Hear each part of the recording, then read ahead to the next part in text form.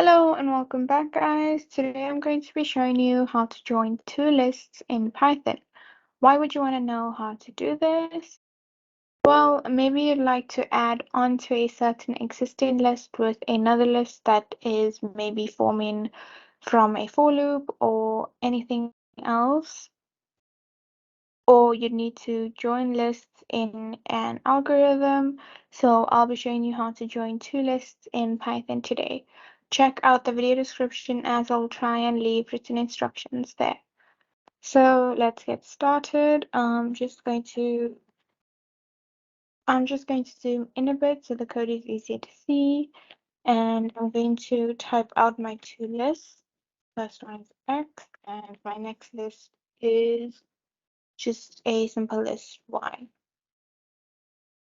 So it's actually really easy to join these two lists together.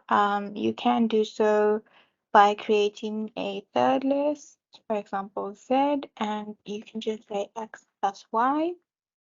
And this will essentially add all of these elements of the Y list at the end of the elements of the X list. So if I print that,